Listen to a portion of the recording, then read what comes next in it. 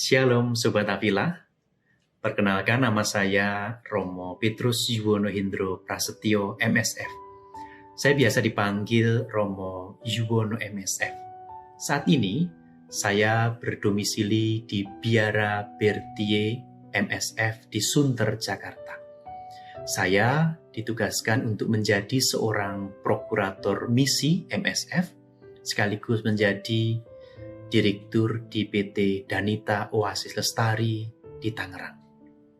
Pada kesempatan ini, saya menawarkan kepada Anda semua sebuah renungan yang membantu kita menyadari kecenderungan kita yang mengarahkan kita pada dosa, yaitu kecenderungan ke arah kesombongan. Saat kita diberkati Tuhan, saat kita dianugerahi berbagai macam talenta, kepandaian atau kecerdasan, saat itu pula Tuhan memberikan tugas kepada kita untuk berbagi berkat, membagi talenta kita itu kepada sesama kita, agar orang lain mengalami berkat Tuhan itu, merasakan dicintai oleh Tuhan, sehingga mereka semakin beriman dan akhirnya diselamatkan. Akan tetapi, ketika kita menerima berkat Tuhan, kita dianugerahi berbagai macam talenta. Kita menikmati talenta itu dan lupa untuk bersyukur kepada Tuhan. Kita menyadari talenta-talenta kita, berkat-berkat Tuhan itu, dan menganggap kita lebih daripada orang lain. Akhirnya apa? Akhirnya kita menjadi seorang yang sombong, kita jatuh ke dalam dosa kesombongan, dan kita jauh dari Tuhan dan sesama. Anda semua pasti pernah mendengar tentang falsafah padi.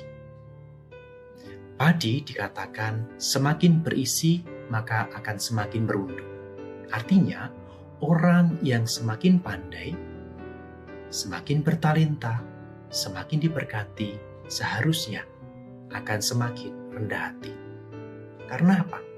Karena orang yang pandai menyadari bahwa kepandaiannya, talenta-talentanya itu semata-mata adalah anugerah Tuhan yang ia usahakan sewajarnya. Orang yang pandai, orang yang bertalenta itu juga menyadari bahwa di luar sana masih ada begitu banyak orang yang lebih pandai dari dirinya, sehingga membuat orang itu tidak menjadi sombong, tidak menjadi tinggi hati, tetapi sebaliknya membuat orang itu rendah hati dan berjuang terus mengembangkan talentanya. Akan tetapi, hal ini nampaknya bukanlah perkara yang mudah untuk dilakukan. Sebab kenyataannya, orang cenderung mudah jatuh dalam kesombongan ketika mempunyai talenta atau kemampuan atau berkat yang dapat mereka banggakan.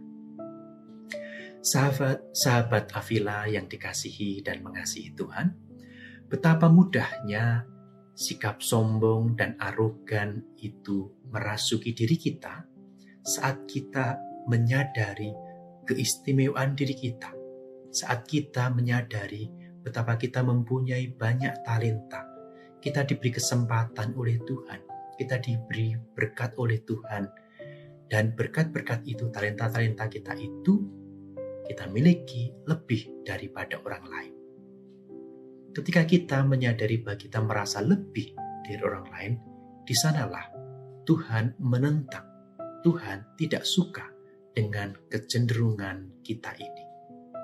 Sikap Tuhan yang tidak menghendaki manusia jatuh dalam kesombongan ditunjukkan dalam sabda-sabdanya yang dapat kita temukan dalam keseluruhan kitab suci, di mana saya menemukan paling tidak ada 84 kata yang berhubungan dengan kesombongan.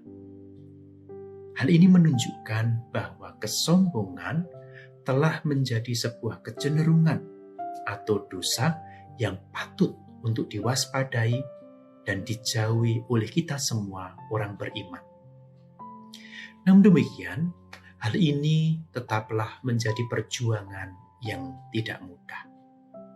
menjauhkan diri dari kesombongan adalah perjuangan yang sungguh-sungguh menuntut kerja keras kita. Sebagai contohnya, kita bisa melihat dan belajar dari sikap jemaat di Korintus.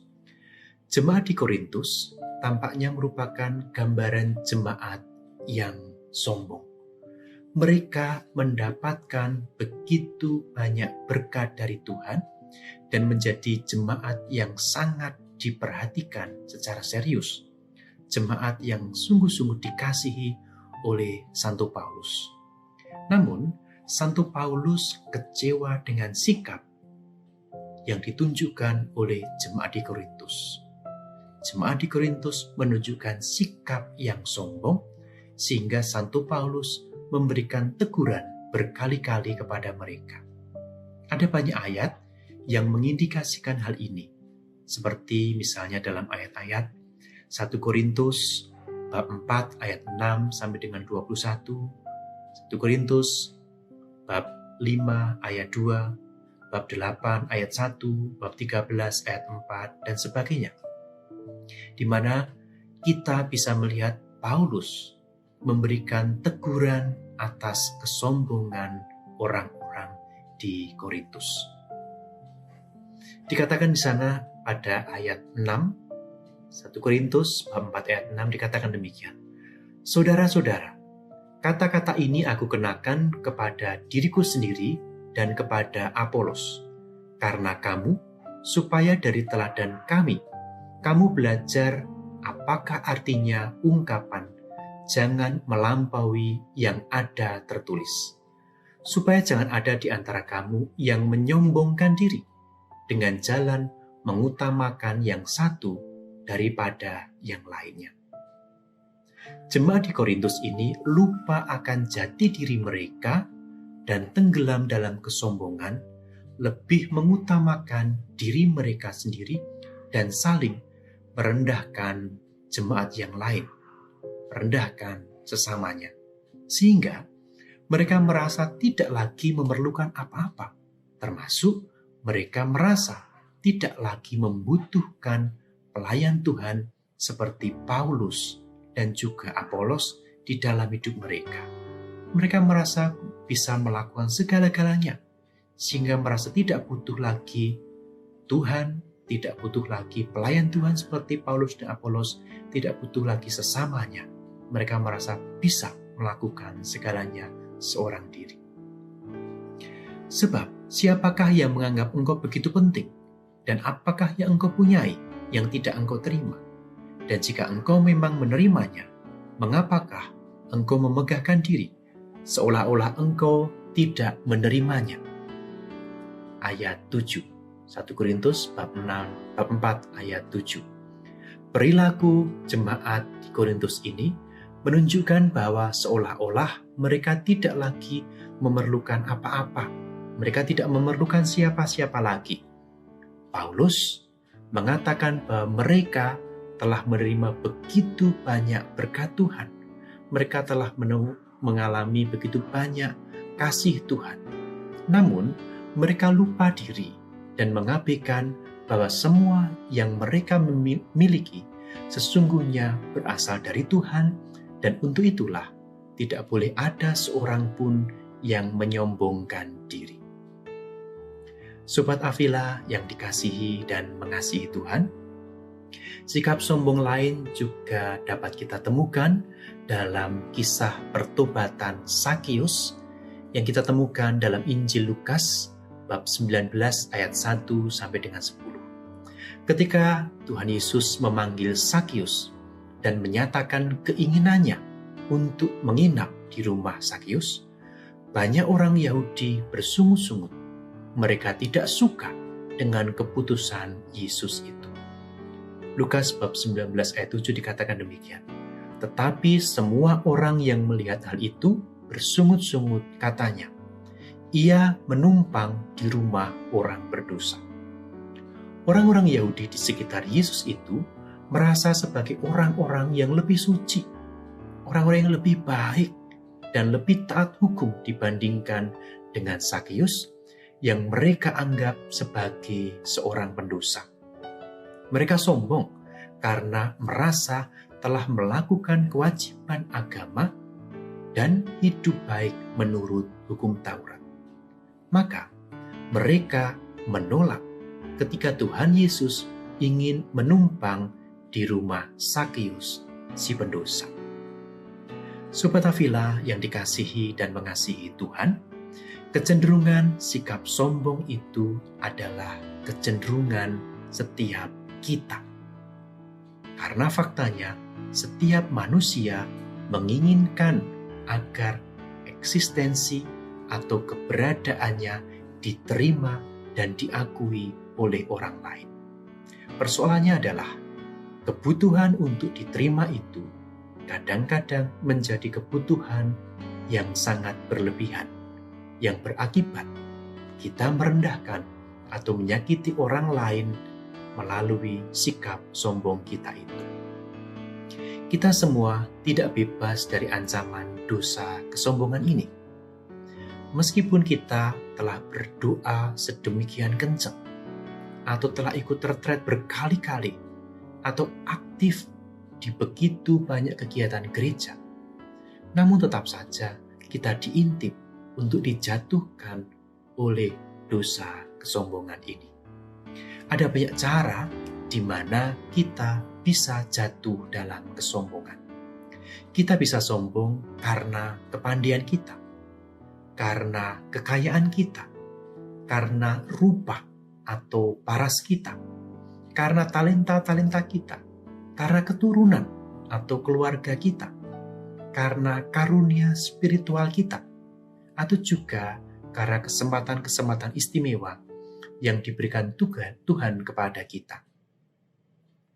Betapa mudahnya kita jatuh dalam kesombongan, bahkan sampai kita tidak menyadarinya. Ambil contoh, kepandaian atau kecerdasan yang kita miliki seringkali membuat kita lupa diri. Orang-orang cerdas kerap kali tidak mampu melihat dunia secara keseluruhan, secara utuh. Mereka hidup dalam ilusinya sendiri, bahwa mereka adalah makhluk-makhluk yang unggul. Mereka menganggap bahwa diri mereka lebih dari orang lain. Mereka dibutakan oleh kecerdasan mereka sendiri, sehingga menjadikan mereka sombong dan kehilangan empati. Mereka tidak mampu melihat dunia dari sudut pandang yang berbeda atau merasakan penderitaan orang lain di sekitarnya. Ketika Tuhan memberikan karunia, kecerdasan, dan kesempatan kepada kita untuk menempuh pendidikan sampai S1, S2, bahkan S3, di sanalah sebenarnya Tuhan sekaligus meletakkan tanggung jawab atau panggilan untuk berbagi dan mencerdaskan sesama kita. Namun, kenyataannya kita seringkali begitu cepat menerima berkat itu, tetapi lambat dalam menyadari konsekuensi atau panggilan atau tugas yang diberikan kepada kita atas berkat yang kita terima. Akhirnya apa? Akhirnya kita gampang atau cepat membanggakan prestasi kita, membanggakan kepandaian kita, yang berujung pada kesombongan, pada dosa kesombongan itu. Sobat Afila yang dikasihi dan mengasihi Tuhan, dalam Injil Lukas bab 2 ayat 41 sampai dengan 52 dikisahkan tentang Yesus yang pada umur 12 tahun tertinggal di bait Allah. Ayat 46b sampai dengan 47 dikatakan demikian. Ia sedang duduk di tengah-tengah alim ulama sambil mendengarkan mereka dan mengajukan pertanyaan-pertanyaan kepada mereka. Dan semua orang yang mendengar dia sangat heran akan kecerdasannya dan segala jawab yang diberikannya. Kecerdasan yang dimiliki oleh Yesus kecil, yang saat itu baru berusia 12 tahun, begitu mengagumkan para alim ulama. Semuanya heran akan pertanyaan dan penjelasan-penjelasan anak 12 tahun yang sangat cerdas itu. Namun demikian, meski Yesus begitu cerdas, begitu Yesus begitu mengagumkan banyak orang, Yesus kecil ini tidak menjadi sombong dengan kecerdasannya. Karena itu, Yesus pulang bersama-sama mereka, bersama Maria dan Yusuf ke Nazaret, dan ia tetap hidup dalam asuhan mereka. Kanak-kanak Yesus yang cerdas ini tidak mengikuti maunya sendiri dan tidak terbuai oleh pujian para alim ulama, namun ia patuh pada ayah dan ibunya untuk kembali ke Nazaret, untuk hidup dalam asuhan orang tuanya.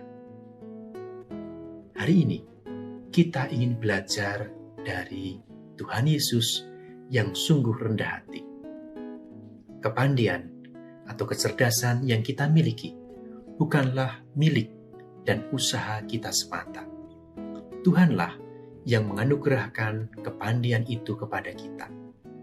Dan kepandaian itu melahirkan tanggung jawab agar kita membagi kecerdasan itu, membagi berkat itu, atau menggunakan kecerdasan kita itu untuk kebaikan dunia dan terutama untuk kemuliaan Allah.